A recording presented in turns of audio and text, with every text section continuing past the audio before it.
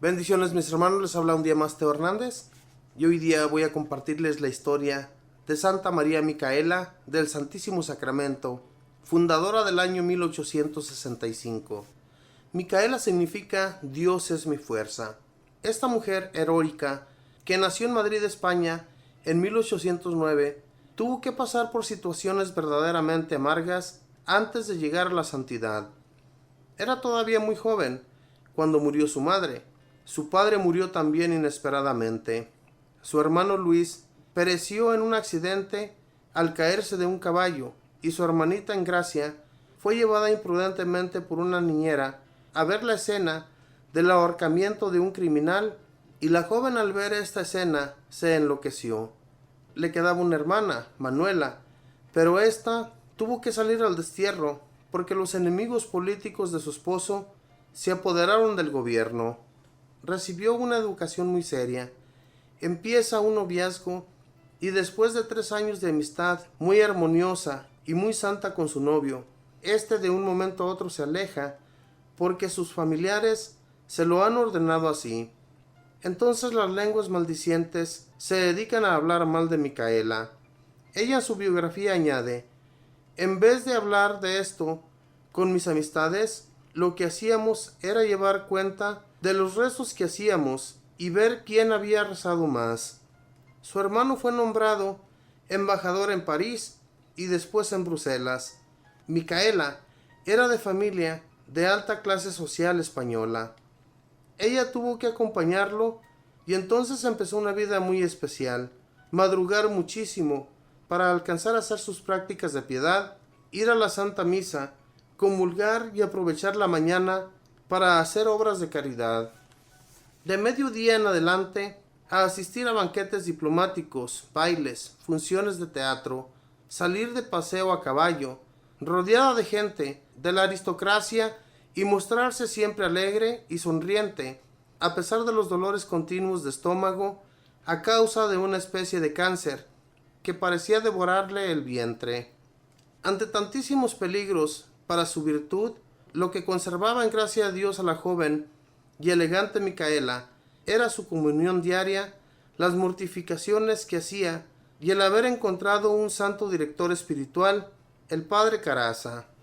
Una de sus mortificaciones consistía en que cuando iba a funciones de teatro, donde la gente se presenta muy deshonradamente vestida, ella se colocaba unos anteojos que por más que esforzara la vista, no la dejaban ver lo que pasaba en el escenario, mientras que por las tardes y las noches tenía que estar en las labores mundanas de la diplomacia. Por las mañanas estaba visitando a los pobres, enfermos e iglesias muy necesitadas. Su familia era muy adinerada. Nadie podía imaginar, al verla tan elegante en las fiestas sociales, que esa mañana la había pasado visitando casuchas y ayudando a gente abandonada. Al volver a España, la invitaron a Burdeos a una reunión en la casa del cónsul. Allí la esperaba el señor arzobispo para pedirle que hiciera de mediadora frente a unas monjitas que, engañadas por unos jansenistas, los jansenistas son herejes que dicen que quien no es santo no puede recibir ningún sacramento, se habían rebelado contra el arzobispo. Micaela, aprovechando su admirable simpatía que le hacía ganarse a las gentes, se fue al convento y obtuvo que las religiosas hicieran unos días de ejercicios espirituales, y al final de esos retiros, las monjitas, presididas por nuestra santa, hicieron la paz con el señor arzobispo. El padre Caraza le había recomendado que al volver a Madrid se entrevistara con una dama muy santa llamada María Ignacia Rico. Así lo hizo, y entonces aquella caritativa mujer la llevó al hospital de San Juan de Dios, donde estaban las mujeres de la mala vida que caían enfermas. La santa afirma que allí sufre el olfato, la vista, el tacto, los oídos, y que todos los sentimientos tienen allí ocasión para perecer. Micaela ni siquiera sabía que existía esta clase de mujeres y nunca se había imaginado que los hombres dieran un trato tan injusto y cruel a esas pobres criaturas después de haberlas corrompido. Aquel aspecto fue para Micaela como una revelación del cielo. y cuando supo no solo la situación horrorosa de esas pobres muchachas enfermas en el hospital, sino la espantosa vida que les esperaba cuando salieran de allí, pensó que era absolutamente necesario hacer algo concreto para ayudarlas. Y con su amiga María Ignacia consiguieron una casita para llevar allá a las muchachas en peligro, con el fin de preservarlas, y a las que ya habían sido víctimas, para redimirlas y salvarlas. Y sucedió entonces que alrededor de Micaela hubo una tormenta de incomprensiones y de abandonos aún de sus mejores amistades. Ahora se cumplía la antigua frase de San Ignacio: el mundo no tiene oídos para poder escuchar tan grandes estruendos. ¿A quién se le iba a ocurrir que una mujer de la más alta clase social, emparentada con las familias más ricas y famosas de la capital, se fuera a dedicar a cuidar prostitutas o mujeres de la mala vida? Todas sus antiguas amistades se negaron a ayudarle y ya ni la reconocían como amiga. Y luego sucedió lo que ninguno había esperado. Micaela dejó su casa elegante en un barrio rico y se fue a vivir con unas pobres mujeres de mala vida en una casucha miserable para poder transformarlas en personas honradas y santas. Al señor arzobispo le llevaron cuentos y calumnias. Entonces él envió a un sacerdote para que sacara de la casa de Micaela el Santísimo Sacramento. Cuando el sacerdote llega, la santa se dedica a orar por él, y éste, después de rezar unos minutos de rodillas, cambió de parecer y se va sin llevarse el Santísimo Sacramento. Le llega un director espiritual demasiado rígido que le prohíbe hacer caso a los mensajes interiores que Dios le da. Una voz le dice: Micaela, se va a incendiar la sacristía, pero ella no puede hacer caso a esto y tiene que dejar que suceda. Otra vez le dice: le echaron veneno a la comida, pero como el director le prohibió hacer caso a esas voces, empieza a comer, solo que al sentir el sabor tan desagradable de aquel alimento, se dice: aunque fuera sin voces, yo no me comería esto por lo asqueroso, y se detiene, pero alcanza a enfermarse bastante. Afortunadamente, en vez de ese equivocado director, le llega un santo de primera clase a dirigirla. Es San Antonio María Claret, y bajo su dirección sí puede progresar gradualmente en santidad. Son las 10 de la mañana y no hay con qué hacer desayuno para tantas jóvenes. Llega un misionero de Filipinas y la santa le cuenta su terrible situación. El misionero le entrega unas monedas de oro que le ha regalado. Corre a comprar alimentos y las muchachas exclaman: la superiora nos está haciendo una broma, diciendo que no había comida. Miren qué abundante comida nos tenía por allí guardada. Cuando Micaela, en su autografía: NN es una muchacha que me ha hecho muchos robos y me ha inventado cuentos horrendos, pero yo la sigo tratando con gran cariño, como si fuera mi mejor amiga. Más adelante añade: la gente me vive inventando 1000 cosas malas que nunca he hecho y ni siquiera he pensado, pero bendito sea Dios, que de lo malo que sí he hecho no sabe nada. Un día va a una casa de citas a rescatar a una muchacha, a la cual tienen allá obligada. La insultan, le lanzan piedras, le dicen todas las vulgaridades que nunca había escuchado, pero ella, sonriendo como si estuviera recibiendo honores, sale por entre la multitud infernal, llevándose a la muchacha y salvándola para siempre. La reina de España, que la apreciaba mucho, la invita al palacio a pedirle unos consejos. Entonces Micaela, que en otros tiempos era una de las mujeres más elegantes vestidas de la capital, se va allá con vestidos viejos y desteñidos. Las damas de la corte se burlan de ella y ni siquiera le contestan el saludo, pero ella sale de aquel palacio muy contenta porque pudo practicar la virtud de la humildad. Una mujer mala le inventa tremendas calumnias. El obispo llama a nuestra santa y le lanza el regaño más espantoso. El director espiritual, padre Caraza, le niega hasta el saludo. Micaela no se defiende. Ella recuerda lo que decía San Francisco de Sales: Dios sabe qué tanta cantidad de fama necesito, y Él me concederá la suficiente fama para que pueda seguir trabajando por las almas. Después saben que todo lo que había dicho eran calumnias y le piden excusas.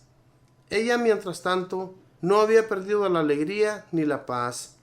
El 6 de enero de 1859, con 7 compañeras, funda la comunidad de hermanas adoratrices del Santísimo Sacramento, dedicadas a adorar a Cristo Jesús en la Eucaristía y trabajar por preservar a las muchachas del peligro y a redimir a las pobres que ya cayeron en los vicios y en la impureza. Su comunidad se extendió por Barcelona, Valencia y Burgos, y ahorita tienen 1,750 religiosas en el mundo en 178 casas.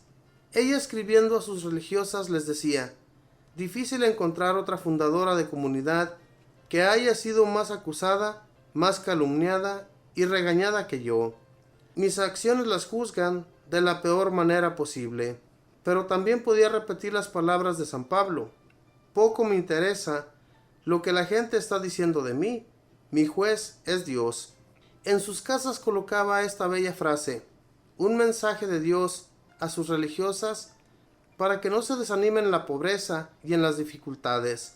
Mi provincia y tu fe mantendrán la casa en pie.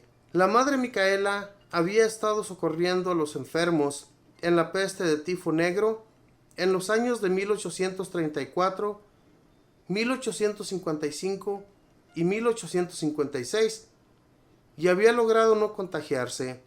Pero en el año 1865, al saber que en Valencia había estallado la terrible peste del tifo, se fue allí a socorrer a los enfermos y se contagió de la mortal enfermedad. Al padre confesor le dijo: Padre, esta es mi última enfermedad. Y en verdad que fue la última y la más dolorosa. Calambres casi continuos, dolores grandísimos. El médico declaró: nunca había visto una persona sufrir tanto y con tan grande paciencia y heroísmo. El 24 de agosto de 1865, a las 12, abrió los ojos, los elevó hacia el cielo y murió. La enterraron sin ninguna solemnidad en una fosa ordinaria en el cementerio, pero Dios la glorificó, haciendo milagros por su intercesión, y hoy sus religiosas siguen salvando del pecado y la perdición a miles de jóvenes en todo el mundo. Santa Micaela, tú que aprovechaste tu temperamento tan fuerte para dedicar todas tus energías al salvar las almas, haz que también nosotros aprovechemos las cualidades que Dios nos dio para lograr llevar muchas almas al cielo y las nuestras también. Esta fue la historia de Micaela, una historia muy larga, una historia de una mujer que primeramente perdió todos sus familiares. Los más grandes murieron, y luego cuenta la historia también que una de sus hermanas se vuelve loca al ver cómo su niñera la lleva a ver el ahorcamiento de un criminal. Todo eso, mis hermanos, le hace daño a los jovencitos, especialmente cuando están pequeños. Pero esta mujer no se desanima, sino que sigue adelante. Se enamora de un muchacho que también la abandona. Luego, su hermano, que es diplomático, se va a otro país, y a ese país se la lleva a ella también para que lo acompañe. Son personas muy ricas, son personas que ayudan mucho a la gente pobre. Sin embargo, hermanos, cuando ella encuentra el verdadero sentido de la vida, cuando conoce a estas mujeres de la mala vida, cuando conoce a estas mujeres que son prostitutas, pues en realidad que ella ni siquiera se daba cuenta que existía esta clase de mujeres, y cuando ella se da cuenta de esto, pues se dedica a cuidarlas, a salvarlas más que todo, de que no continúen haciendo esas cosas, de que no sigan prostituyéndose ante los hombres, de que no sigan prostituyéndose con cualquier hombre que a ella las invitara. Entonces ella se dedicó con mucho esmero a ayudarlas y a salvar sus almas. A morir mal, mis hermanos, porque en realidad que cuando nosotros vivimos aquí, en este mundo, vivimos llenos de pecado, pero el pecado no debemos darle muchas alas, sino mocharlas y entregar nuestra vida a Dios. Dios es el único que nos puede salvar, es el único que nos puede sacar adelante, así como sacó a Micaela de todas esas angustias, las cuales ella llegó a pasar, ya que la gente hablaba terriblemente de ella, por el bien que ella hacía. Cuando uno hace el bien, la gente habla mal, y cuando haces el mal ni siquiera se dan cuenta. Pero Dios, como dice ella aquí en su biografía, que San Pablo decía que si Dios la conoce, a ella no le importa lo que la gente piense. Y así debemos pensar todos. No nos importa lo que la gente piense, sino lo que piense Dios. Que Dios les bendiga, mis hermanos, que pasen un feliz día.